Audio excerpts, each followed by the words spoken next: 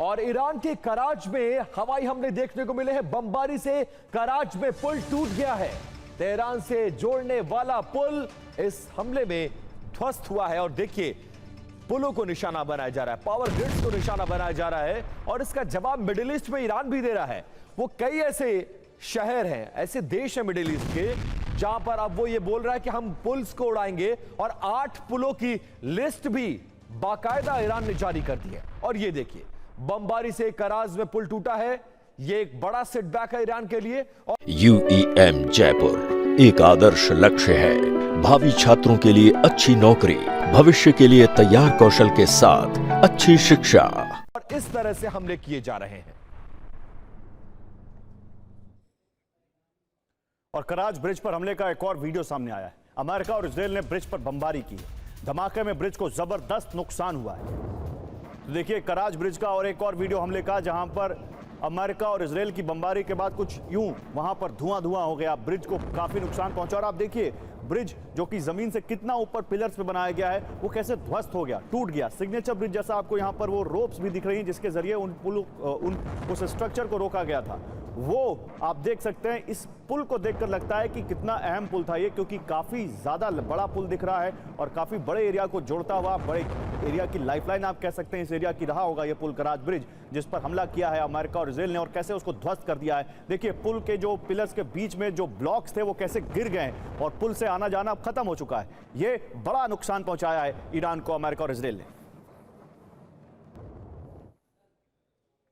और कराज में हमले का एक नया वीडियो भी सामने आया है। यूएस इजराइल के हमलों से B1 पुल ध्वस्त हो गया है। हमलों के बाद देखा है मौके पर धुएं का गुबार।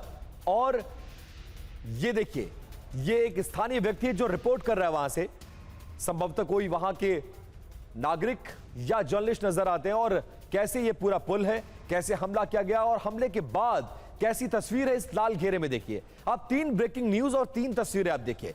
ईरान का कराच शहर में हवाई हमला किया गया है और कराच में ही ब्रिज पर हमले का एक और वीडियो सामने आया है।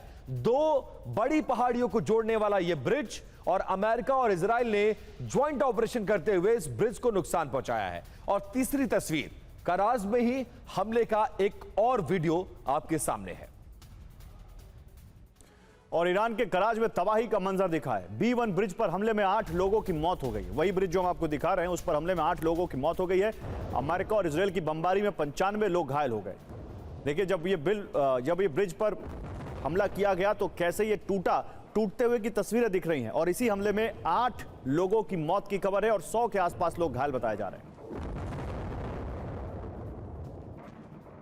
और ईरान और अमेरिका इजराइल के बीच जंग ने करवट बदली है। अब सिर्फ सैन्य ठिकाने ही निशाने पर नहीं है, बल्कि पुल, बिजली घर, स्टील प्लांट, डेटा सेंटर और तेल रिफाइनरियां भी तबाह की जा रही हैं।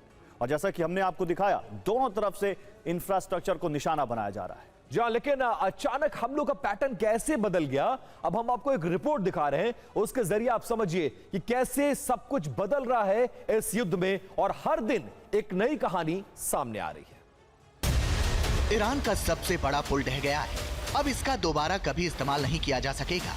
अभी और भी बहुत कुछ होना बाकी है।